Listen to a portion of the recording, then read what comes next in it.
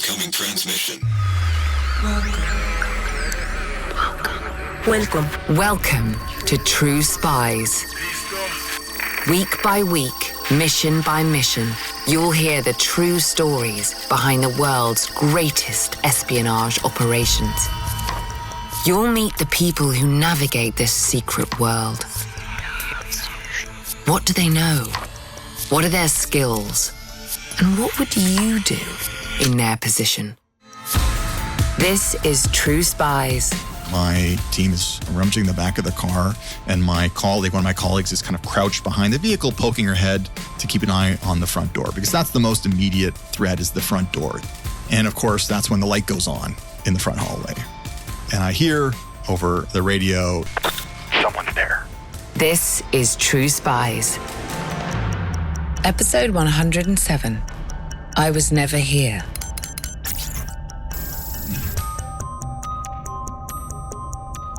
Think for a moment about the term homegrown terrorism. Sounds almost quaint, doesn't it? Homegrown, like it's a hobby. And that's part of the point. The everydayness of it all. The threat that is so quotidian, so normal, that you hardly see it taking root until it's much too late.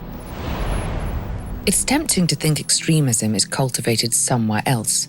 But in the internet age, dangerous ideologies can thrive anywhere in the world, behind any old white picket fence, even where you live. This was a suburb of Toronto, row houses, driveways in front, shared driveways leading up to a garage with an attached house to it, tree line, some cars parked in the street, which was pretty uniform in kind of the neighborhood, one of these kind of communities that looked like it was all relatively put together. This week's True Spy was inspired by acts of terrorism abroad to work for the intelligence service in his own country. And some of the threats he encountered hit dangerously close to home. I'm born and raised in Toronto, and it's funny when you're a domestic intelligence service. I was largely working 15 minutes, 20 minutes from where I lived and grew up. Andrew Kirsch spent 10 years working as an intelligence officer with the Canadian Security Intelligence Service, or CSIS, Canada's domestic espionage agency, domestic being the operative word.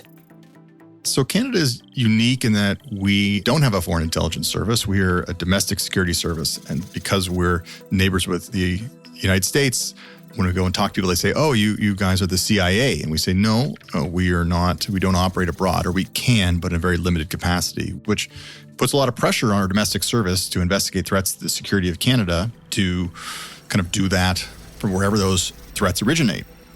But Andrew is hardly a homebody. Far from it.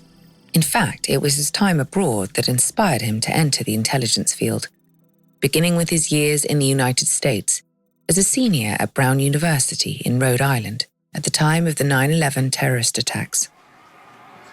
We were just watching the news. CNN was on kind of the background of the house I was living in with my friends, and we saw the first plane hit, and we all kind of huddled around the TV. We had friends in New York who had graduated years before us, friends and family who lived there that we were trying to get in touch with. That whole day, it was a surreal experience. This was obviously a large domestic terrorist attack we had not experienced. I was young. The world was small when you're in university, and it kind of hit home in a big way. Plenty of people around the world were shocked and moved that day when those 4 hijacked aircraft upended the United States as we knew it. But for Andrew, it was the start of something. The first of 2 major events to set the stage for a career in intelligence. The second would happen 4 years later, on July the 7th, when suicide bombers orchestrated 4 coordinated attacks on the London Underground and a double-decker bus. Maybe people don't remember is that it was a week later, 2 weeks later, there was a foiled attack. And we thought, are we doing this every week? Like, is this going to be a regular occurrence? Fortunately, terrorist attacks did not become a weekly occurrence, at least not in North America and the United Kingdom. But the threat and the fear still lingered. This was really kind of an age of terrorism. There were the Spanish, the train derailment, there were domestic attacks in Saudi Arabia. And that's when I first kind of Googled, how do I become a Canadian spy? And what do Canadian spies do? 9/11 and 7/7. Today, Andrew credits those 2 attacks for motivating him to leave behind a career in finance and join Canada's intelligence service. But True Spies listeners know, espionage isn't all cloak and dagger stuff. Andrew found himself reading reports and writing memos, far from the front lines in the war on terror, in a windowless office. I'm all for paying your dues and you start out and have to, work your way to different roles. But there were absolutely days during 2 years, I did that for 2 years doing policy compliance work, where I thought, this is not exactly what I pictured when I thought I'm going to be a spy. Finally, Andrew did get a promotion. He became a field investigator, allowing him to break out of the windowless room and get into the world, to form connections with people who had access to valuable information. Later, he took a job in the Special Operations Unit, where he would come at information gathering rather more obliquely. As a team lead, he could invoke warrant powers in order to conduct surveillance of suspicious actors. You can't just go and tell the person, hey, we're allowed to listen to your conversation. So if you could just talk really loudly into this microphone, that would be appreciated. We have to do it covertly. And there were plenty of opportunities for Andrew and his team to survey dodgy behavior. Around that time, when I joined in 2006-07, we were very concerned about domestic extremists. We'd had all the bombs going off. And that was a concern. Later on in my career, when I was in special operations, the targets mostly became who we call foreign fighters, who were people that wanted to go abroad, engage in terrorist activities, engage in fighting abroad. Obviously, we don't want Canadians or people from Canada going overseas and killing people overseas. That's a big, big problem. And we don't want them to go overseas to get training and come back with networks and skills and training and tools to conduct activities at home. About a year into his special operations career, Andrew received the profile of one such person, a potential foreign fighter, someone whose activity had been alarming enough to attract the watchful eye of CSIS. Andrew remembers that he had made disturbing comments at community events and places of worship, and that some of the threats he made were concerning enough that members of the public had brought them to the attention of the intelligence agency. We knew that this was somebody who had extremist ideology, that had openly advocated that, he wanted to cause death and destruction, that he was motivated to do it, that he had expressed these radical beliefs, and we were concerned about whether he would do it. A lot of people talk, and then the fear is that they're going to follow through. And so one of the things we needed to figure out is, well, we know he's talking about it, and is he going to do it? And what's he going to do? And where's he going to do it? Andrew also received a driver's license photo for his target. If you had in your mind a picture of this stereotypical bad guy in the movies, the terrorist in the movies, it was not far off. He was kind of a gleam in his eye and a bit of a knowing stare. To be fair, no one looks great on their driver's license. We don't have the benefit of seeing the complete picture and how they are with their friends. And when they're laughing and they're joking, all we read is all the horrible things that they want to do and see menacing pictures. I don't know what it was. Just most people aren't so overt or so explicit in what they want to do. And I felt like he really had some ideas in his mind and was quite overt and open about it. Open about hating Canada, wanting to hurt its people and target Canadians of influence. So Andrew's goal is to gather information on this guy, to see if he's as dangerous as he seems. He can't spill all the secrets behind this operation, but he'll share as many details as he can, starting with this. We were interested in the individual's car. We felt that there may be some things in there that would be of interest, and we wanted to get a real thorough examination of the vehicle, looking for opportunities of what was happening in there, were there conversations happening in there, were there materials in there. We needed to spend some time with this individual's vehicle. A car job, as he and his colleagues called it. This person was known to give people rides to and from events, and his car served as a kind of mobile office. Andrew's team wanted to know, were those people involved in threat-related activities too? And what could be gleaned from the objects, the notes, the records they left behind? And it just so happened that we felt the best opportunity to get access to it would be when it was parked in his driveway and late at night when he was sleeping. Of course, a squad of CSIS officers breaking into a car in the middle of the night could look suspicious. And they didn't want to attract the attention of the police. Firstly, because if the police get on a case, they automatically become the lead agency in charge of an investigation, according to Canadian law. And secondly, if there are CSIS officers and police personnel at the scene, well, it all gets a little confusing. The challenge for us was, well, we don't want to stumble across, you don't want to be sitting there and the police are going to get access to the car and we're sitting on the other side of the car and we're all having a bit of that three-person Spider-Man meme about who's doing what. The fact that their target was so outspoken about his intentions only amplified the urgency of the operation. He was not shy. He was telling a lot of people and he was getting quite active. So we knew the law enforcement would be up and running pretty quick. So that added a time pressure to this where we said, okay, we have a window. We think something's coming down the pipe. We have a couple days. So the elaborate plans and that kind of went out the window a little bit where it's like, what can we do tomorrow? What can we do in 2 days?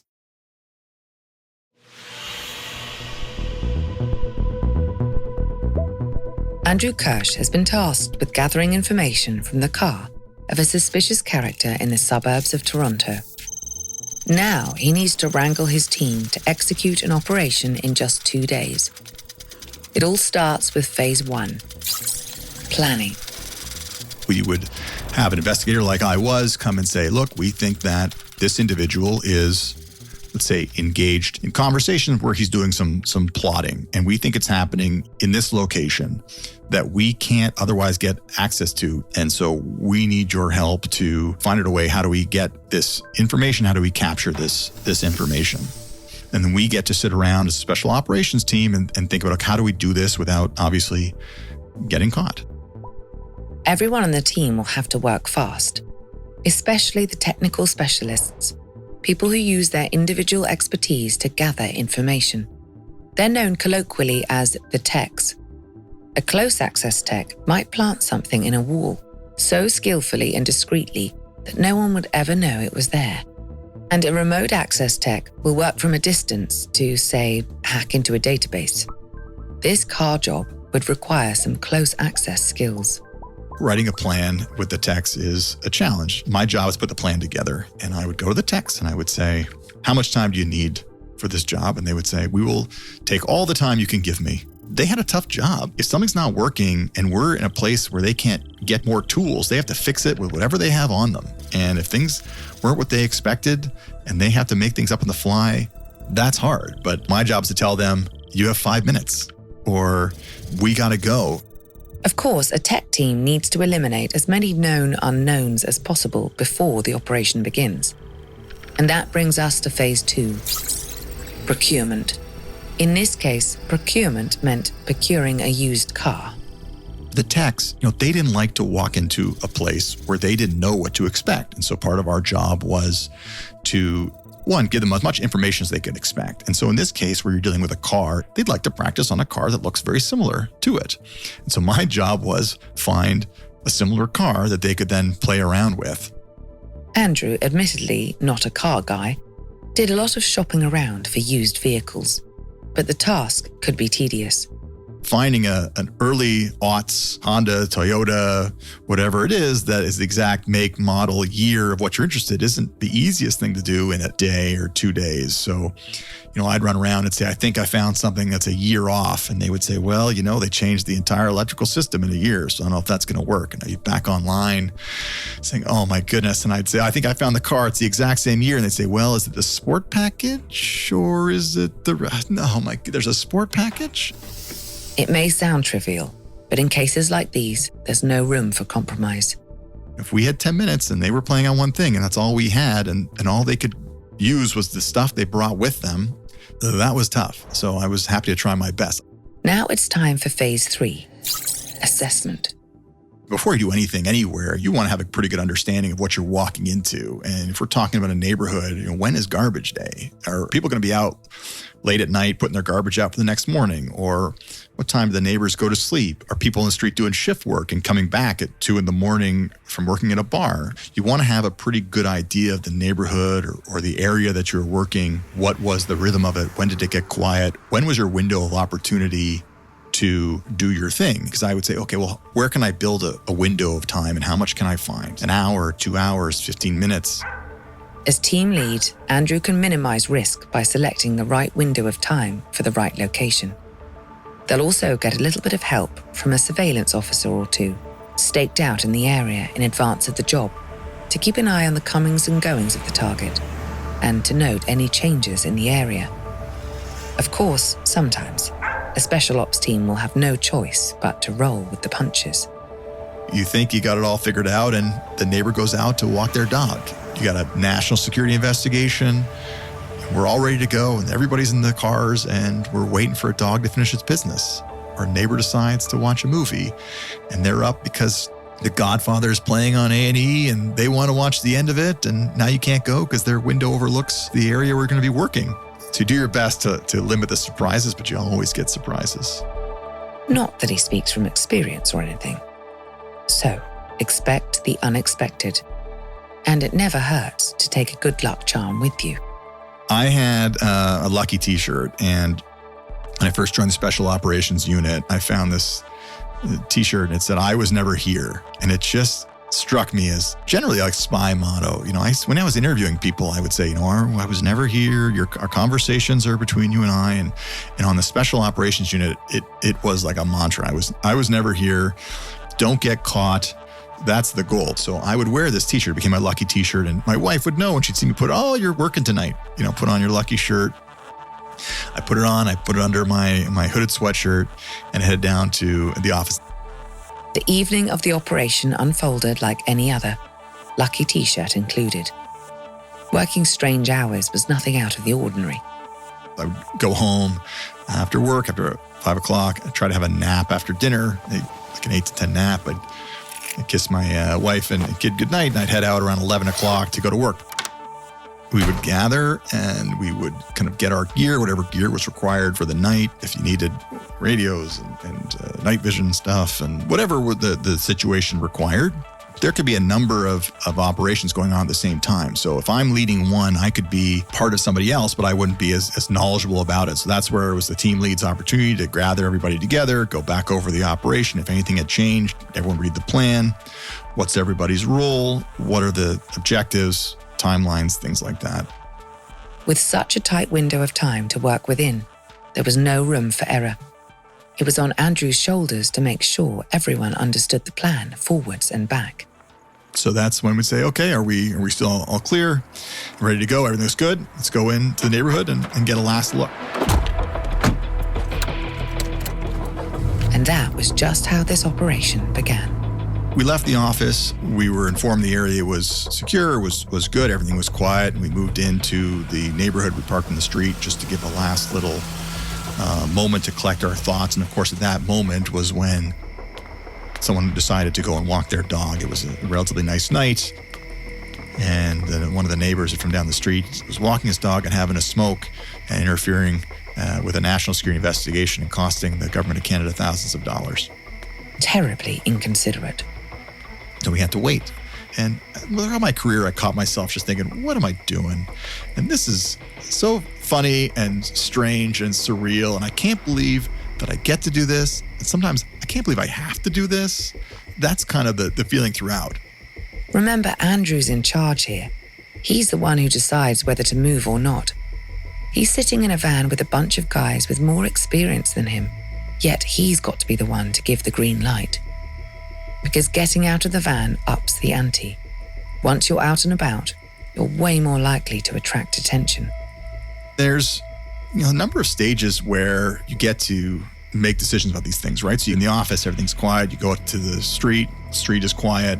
But it's really until you kind of make that turn and commit to, we are going to go and walk up to this car. We're going to go into this house. We're going to go touch this door, that you're really committed.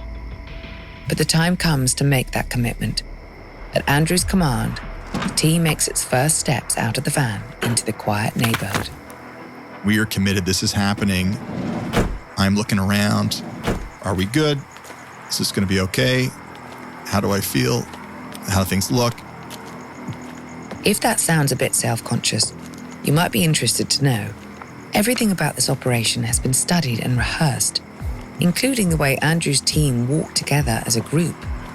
We would inevitably fall in line in some sort of either pairs or in a single file and look like a paramilitary organization walking down the street, which, if you saw it from your window, would look extremely strange. Like, why are these people walking in a single file line, almost in lockstep, or 2 by 2, straight ahead, no one talking, very focused?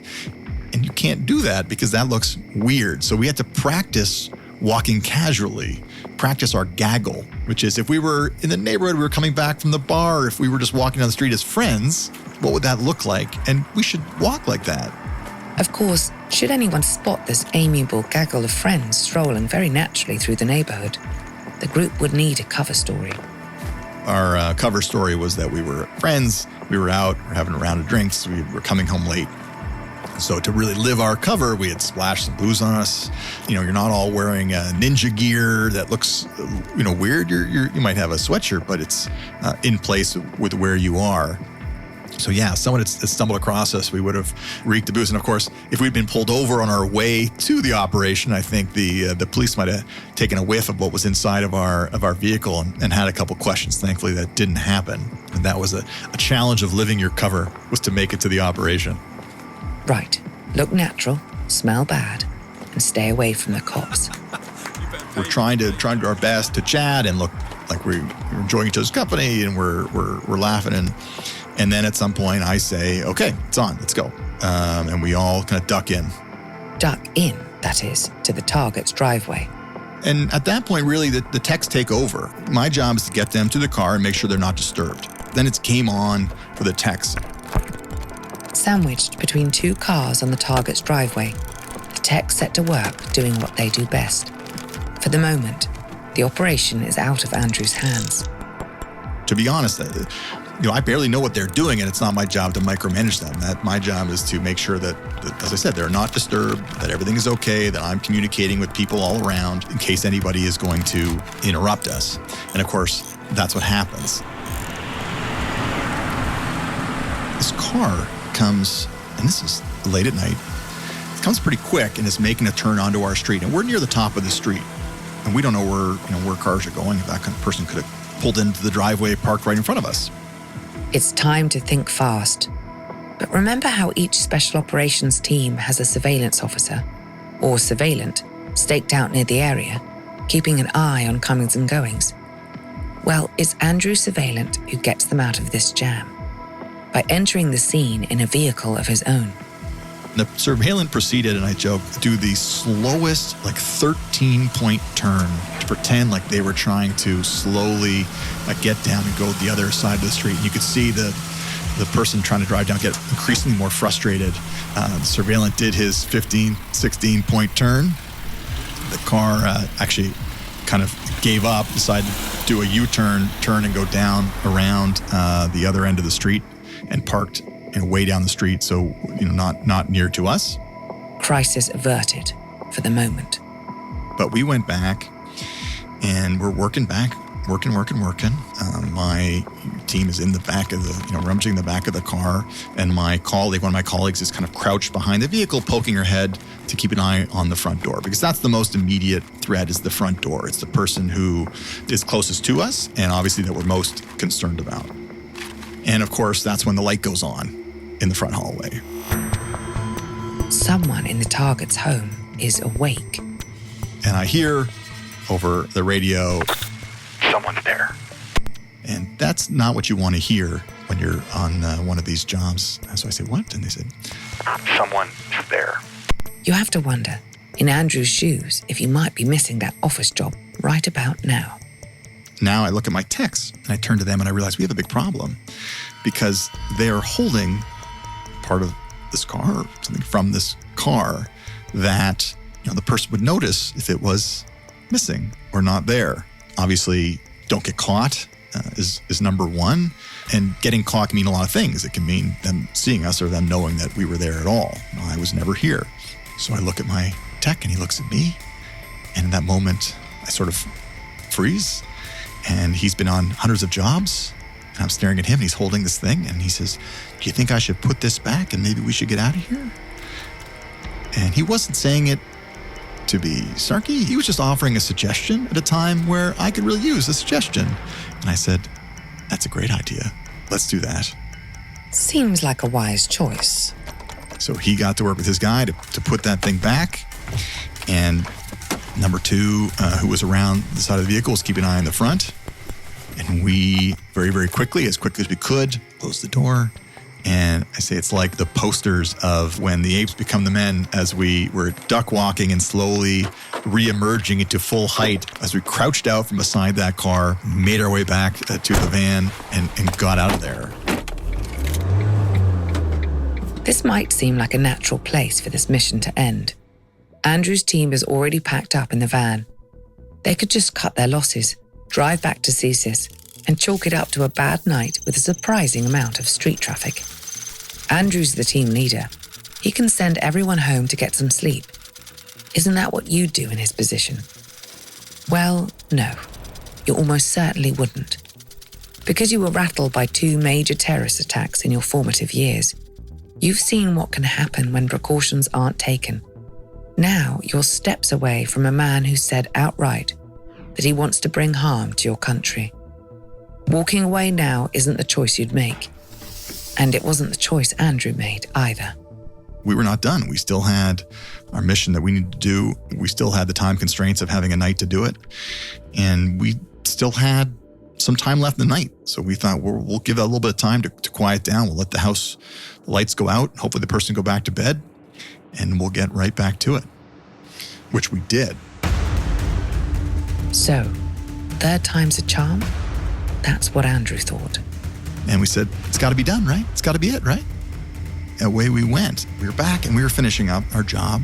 And a car at the bottom end of the street slipped by the surveillance. It was going very, very slow. We thought, okay, they're going to park down the street. They're far enough down the street. We got lots of time. But it didn't stop. It didn't park. It kept going.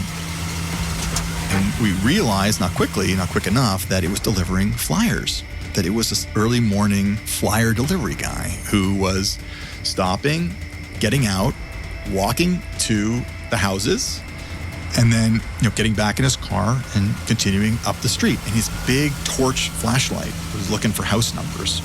And he was spraying this torch up the street. And by this time, after so many interruptions, the team is facing another challenge. The sun is starting to rise. When it's dark, you can kind of hide in the shadows. When it starts to get bright, you're not hidden. You are basically in the road, sitting behind a car where everyone can see you. Andrew and his team are sardined in between the 2 cars parked side by side in their target's driveway. They know that if they move now, they'll just attract suspicion. And the man distributing flyers will hit them with his flashlight. And they are so close, finally, to pulling this off. We can't come back. There's no other time. And we just got to see this through. Yeah, I'm sweating the whole time, thinking, why is it my operation where all this stuff is happening? Why is this happening to me? Is it something I'm doing? And then, let's just get through this and we'll laugh about it later, right? Right, everybody? Right. Maybe later. We're gonna hang tight. And he flashes the light above our heads. We hear the door open. We're all huddled together. And he gets out and he walks right beside us, other side of the car, to the neighbor's house, drops the flyers in, gets back in his car, and drives away. And I look back at my tech guy, who had been very supportive of the whole night. And I said, ever seen that one before? He goes, that's a new one to me. And we said, why don't we get out of here? I said, sounds good. Sounds good.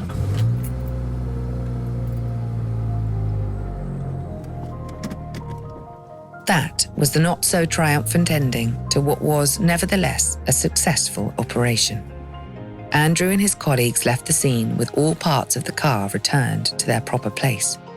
Mission accomplished. And it was a good thing, too. Turns out the bad feeling Andrew got from the target's photo was a pretty accurate read of his character. He ended up getting deported. They did find him inadmissible for threat-related activities. Now, I don't know if our piece of information helped or was validating, but it kind of reinforced the fact that, yeah, it wasn't just me who got a bad feeling about this dude, but that people in positions of authority who make these kind of decisions on the balance of evidence found that this was a person that we should not admit. I'm really lucky that we didn't get caught or in trouble or jeopardize it. This wasn't the only operation Andrew and his team carried out against potential foreign fighters. But domestic intelligence, small-scale operations like that car job, they don't typically make the news, especially when they're done successfully. They're carried out quietly in ordinary neighborhoods, targeting seemingly ordinary people. And it makes you wonder, are they happening in your neighborhood too? I say to some people that Canada, we're a relatively safe country, and we should appreciate that, and that's something to be thankful for. But it's not because we don't have our threats and challenges. It's because we do a pretty good job of managing them. And because every day, a bunch of people, my organization, I was a small part of it, get up every day and do their best to keep us safe. And it's not necessarily an evidence that we don't need security. It's an evidence that it works. You can hear more stories from Andrew Kirsch in his new book, I Was Never Here.